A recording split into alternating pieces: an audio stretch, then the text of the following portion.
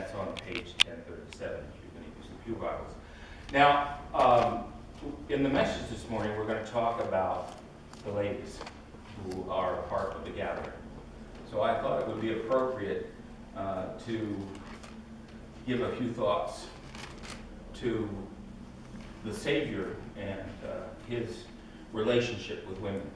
I did some number counts. I rarely do that, but I was curious. Of all the Gospels, Luke has more reference to women than either of the other three. Of all the Gospels, John has the most use of the word woman. However, John's use of the word woman refers to only 4 different women. So, for instance, the woman at the well, that word is used over and over again in that passage, and it's only talking about one woman. Distinctly different women, again, Luke holds the record for that, way above 20 references to women and to the woman.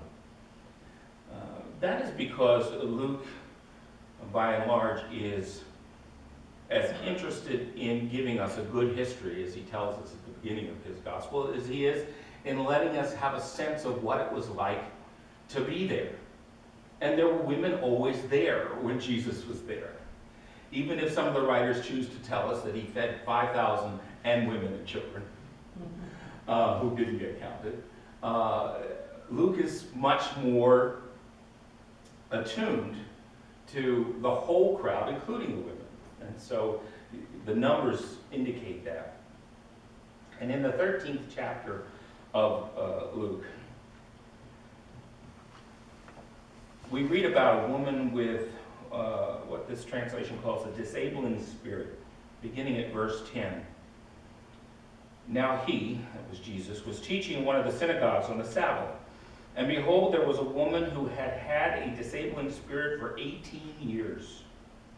She was bent over and could not fully straighten herself.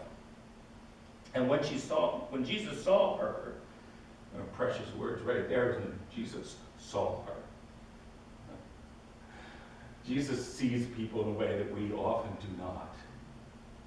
He sees and he perceives who we are and what our need is.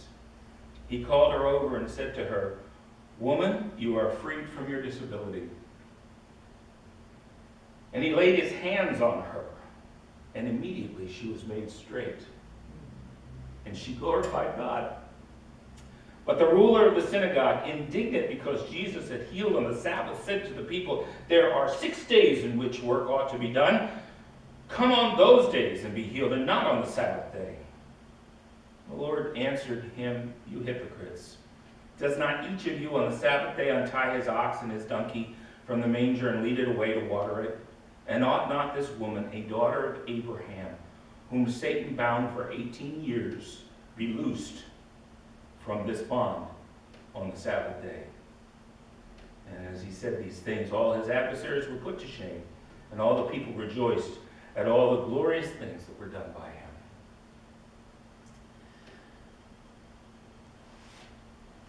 Women are important to the Savior. And even the absence of women at the Lord's table on that Passover night is not any more significant than the fact that, say, Lazarus, a great friend of Jesus, was not there either.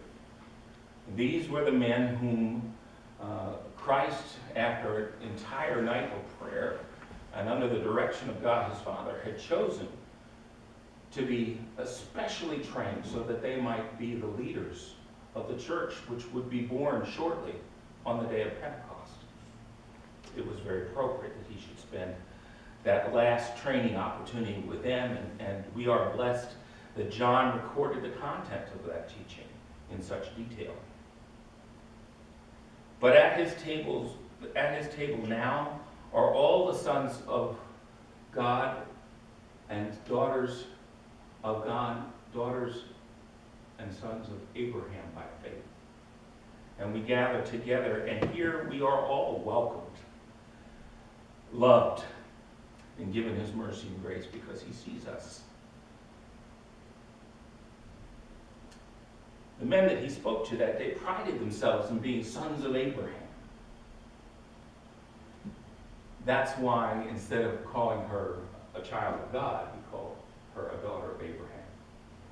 He wanted them to confront their own thinking and how pitiful it was that this woman had the same status as they had in the eyes of God.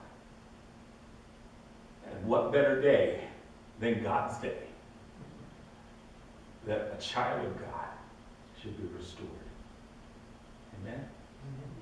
So we come seeking his mercy and grace just as she did.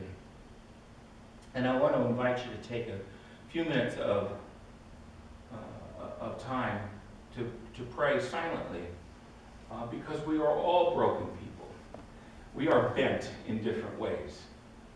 We need God's hand as he continually, by his salvation, is remaking us into what we should be. And he gives us his mercy for that, to heal us, to restore us. So bring today your brokenness. What is the thing that you most want him to touch right now? It could be physical, could be moral, it could be in your mind, it could be in your heart. Offer that up to him because by faith you are a child of God and he wants to touch you.